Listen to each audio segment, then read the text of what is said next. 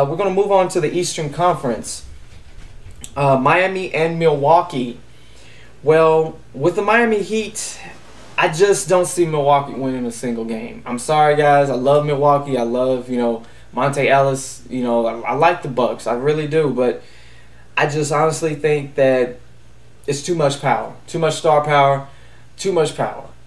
You got, not only do you have the big three, but dating back to when LeBron James, Dwayne Wade, and Chris Bosh got there in 2010, it was just the big three. You still had Haslam getting his rebounds, getting down and dirty down there in the post, doing his thing. But I really believe that now they're a complete team. They not only can hurt you inside, they not only can hurt you on the fast break, they not only can hurt you on the defensive side, but they can hurt you off the bench as well.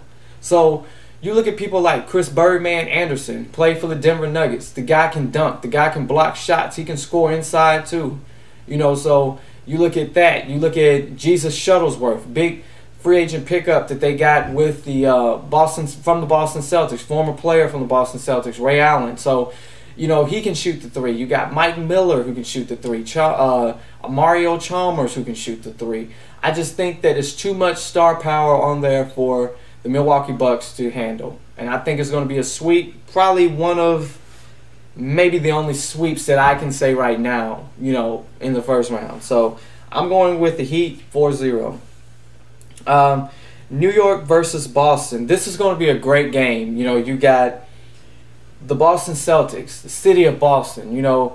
My prayers go out, and prayers and condolences go out to Boston, for the bombing in the Boston Marathon. Prayers and wishes go out to the people the family and the lost loved ones that were there, to witness that. And, I believe that the city of Boston will go on and be stronger than ever from this, but I love you guys, Boston, and I'm praying for you guys, and, I'm wishing you guys nothing but the best. But I really believe that the Boston Celtics are going to give the New York Knicks all that they have.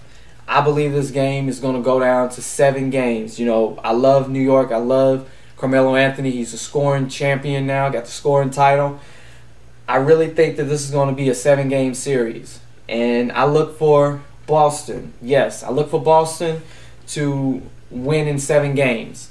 And, with KG, Paul Pierce, Jason Terry, Doc Rivers, the city of Boston, I honestly believe that they're going to be behind the Celtics, and they're just going to bring it. They're going to bring it. They're going to fight to the end, and I look for Boston to pull it out in 7. Indiana versus Atlanta. Well, 3-6 matchup. I like the Indiana Pacers. I love the Atlanta Hawks. It's going to go probably to a 6-game series. Now, we got Granger there. You got Paul George. You got Josh Smith. I like the Hawks. I really do. But I'm going with Indiana. I say Indiana wins, as I'm writing it on my sheet of paper here. I got the Eastern Conference, Western Conference playoff format right in front of me. So I'm going with the Indiana Pacers to win in 6 games. So I'm thinking that Indiana's going to pull that out. The next game, we've got the Brooklyn Nets and the Chicago Bulls. Now, with Chicago, I love the Chicago Bulls. I think that since Derrick Rose has not been able to play, that the Bulls have rallied together amongst themselves, played real hard. If you remember that they have been streak killers. They killed the Miami Heat's 27th game win streak. They ended it. They ended the New York Knicks' 15-game win streak. So looking at the Chicago Bulls and the pieces that they have Lil Nate, as I call him. I always call him Lil Nate, but it's Nate Robinson, man. He's like, he might be short, but he's got the heart. He's got the play. His play is like 7 feet tall. The man can dunk. You look at Carlos Boozer, guy down there can go in the post, can shoot from the outside, can get down and dirty, get rebounds. Joakim Noah, Luau Deng. I mean, they've got a squad, and you look at what Coach Thibodeau has done, with the defenses that he has stressed on the team. They have the defensive spirit and they have the offensive mentality to go out there and do it, So I think that the Chicago Bulls, as deadly as they are, I think they're a deadly team. they're winning in 6. I'm not going to say they're going to sweep the Brooklyn Nets because you can't take anything away from Brooklyn. Brooklyn, stand up. You know you got your boy Deron Williams. You got another All-Star with Joe Johnson. You know, so I'm thinking that not Denver, excuse me, guys. I'm thinking that Brooklyn is going to need some more pieces next season, you know, in the offseason to rally to get over the hump. You know, it surprised me if they do win the series, but I got to go with Chicago winning in 6. So Chicago wins in 6. So you guys hit me up at Eric Hicks 23 on Twitter. Hit me up at Eric Hicks 23 on Twitter and let me know about this playoff format. You know, go on NBA.com. They got the playoff format right there. Look at it and tell me what you think about the 8 teams that I have in the East and the 8 teams that I have in the West. Let me know what you think about who's going to win these series. It's going to be exciting. The playoffs start Sunday. I will be watching it. I will be tweeting some wild stuff about the NBA because I know that, you know, while we watching the games, I know it's going to be great, you know, so probably going to be some shockers in there, you know, as far as who's going to win this series. So let me know what you guys think. The next thing that we're going to talk about, you know, normally when you make it to the playoffs, you get a job done, you're ready, you do all your hard work in the regular season to get to this day, the playoffs. Well, for the teams out there that don't meet that criteria, that fall short of getting to the NBA playoffs, their off-season starts. So we have 3 coaches that will no longer be coaching their teams. We're going to start off with Doug Collins, all right? Doug Collins resigned from the Philadelphia 76ers. Now, he resigned from them, and, you know, I went to NBA.com and I watched the press conference that he had, and, you know, he didn't talk about, you know, throwing the blame. That was not his thing. He said he was not going to throw the blame on anybody, and he didn't. But he just basically talked about, you know, the way the season happened, the things that happened leading to their 34-48 start. First time in the 3 seasons that they, you know, missed the playoffs in the first time in 3 seasons. They had made the playoffs 3 straight seasons before missing it this year. And, you know, he basically talked about disappointment, lack of hustle, and the mishaps over the season.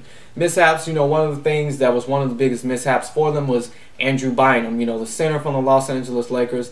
You know, he was rehabbing his knee, you know, having problems with that. And, you know, they had big expectations. You know, they felt that obviously Andrew Bynum was going to be a big piece to the puzzle that could get the Philadelphia 76ers into the playoffs and get them past the first round. And, you know, my heart goes out to, you know, Doug Collins because I really believe that he's a great coach. And, you know, he's a heck of a guy out there in the team. I love the Philadelphia 76ers. I think that, you know, they're a great young team, up-and-coming young team. And, you know, he just stepped down as the coach today. He still will be with the Philadelphia 76ers in the office. And I believe that they will be able to get a future head coach in there. And the sky's the limit for the Philadelphia 76ers, especially if Andrew Bynum can get back to what he was in Los Angeles. They're going to be a great team come next season. The next coach, Byron Scott. You know, he used to coach for the New Jersey Nets, the New Orleans Hornets. So, you know, in his 3 out of 4 seasons with the Cleveland Cavaliers, 3 seasons total, he was 64-166. So he really didn't have, you know, a great 3 seasons with the Cavs. So that's why they released him. But he did have a young core of players. Mind you, when he got there in 2010, that was when, you know, LeBron James, you know, left and went to Miami. So, you know, it was tough 3 seasons for Coach Scott, but, you know, he's leaving behind a young team that did learn some things from him. You know, he's a great coach. You know, he played in the NBA as well. So Kyrie Irving is a great player. I like the young talent that the Cleveland Cavaliers have. And I think that next season, when they get the right coach, they're going to be, you know, a better team that they were. And I just think that, you know, like I said, the sky's the limit for a young team, you know, to get the right coach in there, the right system, and I think it's going to be, you know, pretty great, you know. So look for, you know, Cleveland, you know, to get a coach as well.